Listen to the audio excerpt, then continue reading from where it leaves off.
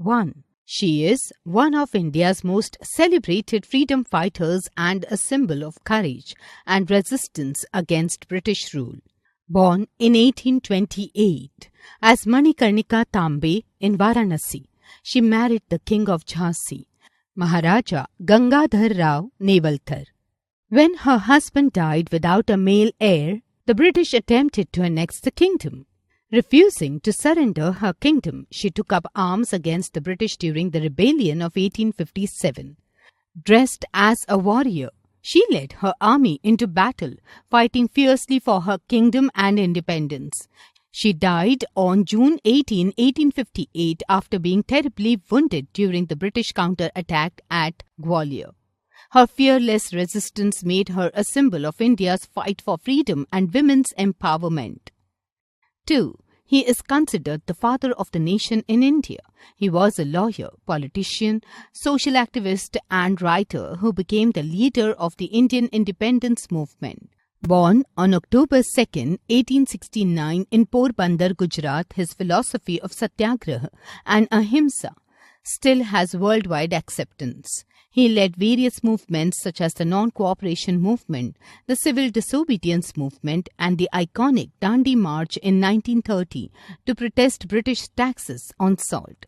He believed in peaceful protest and encouraged Indians to boycott British goods, services and institutions. His methods of civil disobedience inspired movements for civil rights and freedom across the world.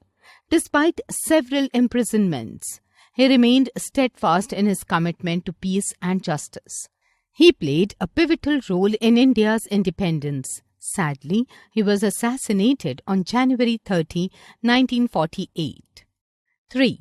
He was a prominent leader in India's struggle for independence. He was born on January 23, 1897 in Cuttack, Odisha. He was a charismatic and radical leader who believed that India's freedom could only be won through armed resistance.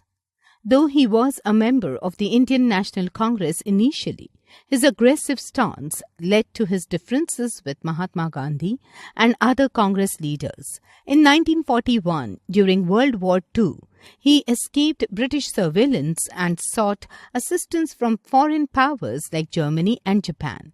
He formed the Azad Hind Fauj, that is, the Indian National Army, which fought alongside Japanese forces against the British. His famous slogan, "Give me blood and I will give you freedom," reflects his commitment to the cause. 4. He was a revolutionary freedom fighter known for his bravery and strong ideals against British rule in India. He was born on September 28, 1907 in Punjab. He became a symbol of youth rebellion and patriotism. He was influenced by nationalism, communism and socialism.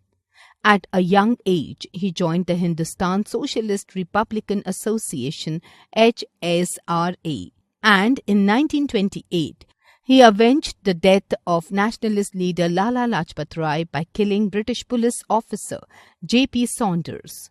In 1926, he established the Naujawan Bharat Sabha for encouraging workers and peasants to fight for freedom and independence against the Britishers. He was sentenced to death and was executed on March 23, 1931, at the age of 23. His martyrdom made him a national hero. He popularized the phrase, "Inqilab Zindabad," which means, "Long live the revolution."